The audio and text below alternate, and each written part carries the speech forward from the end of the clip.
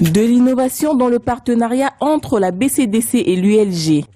L'Université de Liège va poursuivre le renforcement des capacités des futurs experts en gestion diverse à travers la Kinshasa Management School. Et pour en avoir une idée exacte, une journée de réflexion, concertation dynamique a été organisée. Ayant saisi cette opportunité, le directeur général de la BCDC a circonscrit le contexte actuel des activités bancaires en RDC. Une entreprise doit perpétuellement se questionner, se renouveler, se réinventer et investir pour rester compétitive et rentable. Il y a 2 ans, notre souci se limitait à l'organisation d'une formation cohérente au métier de banquier, à l'intérieur même de l'entreprise pour les jeunes recrues universitaires. Elle venait remplacer la formation sur le tas, au cas par cas.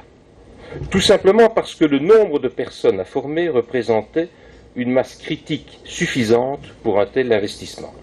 Yves Kuipers a présenté une rétrospective de la présence bancaire dans le pays du début à la réalité d'aujourd'hui. L'histoire très récente du secteur bancaire en République démocratique du Congo illustre la rapidité de ces changements. En moins de 10 ans, nous avons assisté à une augmentation significative du nombre d'acteurs, du nombre de clients, grâce notamment à la bancarisation des agents de la fonction publique, qui constitue dans l'histoire récente de la banque du secteur un véritable momentum. C'est par cette bancarisation que le nombre de clients a quasiment doublé dans le secteur bancaire. Et bien entendu, sans oublier l'introduction de l'électronic banking et de la monétique. Le métier de banquier n'est donc pas simple, il est même de plus en plus complexe. De son côté, le recteur de l'Université de Liège a justifié les raisons qui ont amené son institution à ouvrir la Kinshasa Management School en RDC. Nous avons constaté ceci. Il y a des besoins importants au niveau de la RDC. Besoin de gestionnaires bien formés. On parle de gestionnaires de haut niveau. Je crois que ce qui vient d'être démontré au niveau de la banque, en termes de besoins de cadres de haut niveau, il est clair. La société évolue. Nous devons donc former des cadres de haut niveau, que ce soit pour le domaine bancaire, que ce soit pour les administrations, que ce soit pour le monde de l'entreprise. Nous devons également former des personnes qui sont capables d'enseigner à ce niveau-là. Nous devons former la relève académique. Nous devons également faire en sorte qu'une fois diplômés, nos cadres, nos formateurs restent à un bon niveau de formation. Donc il faut faire de la formation continue, faire des formations spécifiques pour suivre l'évolution de la demande. Avant d'en arriver à la transmission de ces nouvelles connaissances, d'autres étapes avaient été franchies par l'Université de Liège à Kinshasa avec ses partenaires. Alors nous avons déjà fait un certain nombre de choses. En collaboration avec l'ISC, nous avons créé un master, un executive master, master congolais, 3e cycle, executive master en gestion de droit de l'entreprise à l'ISC, qui est en fait consacré à un certain nombre d'auditeurs sélectionnés qui viennent faire 1 an d'études et nous leur délivrons, en cas de réussite, le master congolais assorti d'un certificat qui s'appelle l'Executive Master au niveau de l'Université de Liège.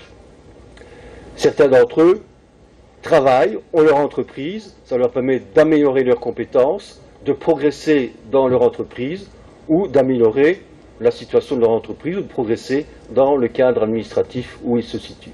Les critères d'inscription et des formations à la Kinshasa Management School ont également été expliqués.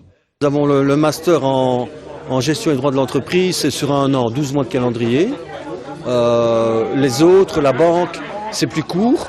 mais ça dépendra vraiment du type de formation que nous allons développer. Si on prend évidemment les doctorats, ça va être plus loin, ça va être 4 ans, mais tout ça dépend de l'objectif poursuivi chaque fois. Voilà. Donc il n'y a pas de règle stricte à respecter, ce sera en fonction du programme. Le gouvernement, par l'entremise du ministre de l'Enseignement supérieur et universitaire, a évoqué les opportunités qu'offre une telle formation pour l'élévation du niveau d'expertise nationale. Les études, il faut le dire, effectivement, elles coûtent en République démocratique du Congo. Elles ne coûtent pas du tout cher, comparativement à ce que les étudiants payent sous d'autres cieux. Parce qu'un enseignement de qualité a un prix. Mais dans les cas d'espèce, Kinshasa Management School va s'adresser à des cadres qui viennent de milliers d'entreprises et à d'autres qui aimeront accéder à cette qualité d'enseignement. Bien entendu, il faudra qu'on y mette le prix. D'autres officiels et participants à cette manifestation ont également salué l'initiative qui permettra d'avoir des compétences sur place dans la gouvernance du pays. Nous devons former en tenant compte des besoins réels de notre société.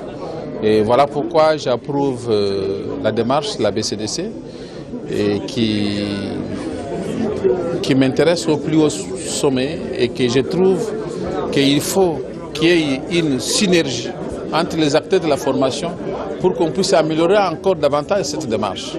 Parce que je pense, à mon humble avis, qu'il faut impliquer beaucoup plus les entreprises dans le processus de la formation des futurs cadres de demain, dans la certification de leurs compétences, de façon à ce que nous puissions avoir un produit fini consommable. Il faudra former l'élite congolaise. Et l'élite congolaise ne peut plus être formée en ghetto, in vitro. Il faut que dans cette formation-là, ils puissent accéder à un standard international. La venue de Kinshasa Management School est une très très grande initiative qui va permettre effectivement de donner une opportunité nouvelle aux cadres qui sont déjà dans les entreprises pour parfaire leur formation, mais également aux jeunes diplômés des premiers cycles qui peuvent préparer les masters et voire même des doctorats, leur permettant d'avoir un standard international et de répondre aux défis de la République démocratique du Congo pour son émergence. Il faut dire que la collaboration entre l'Université de Liège et les entreprises en cette période actuelle permet à la RDC de s'inscrire dans la compétition internationale munie des atouts.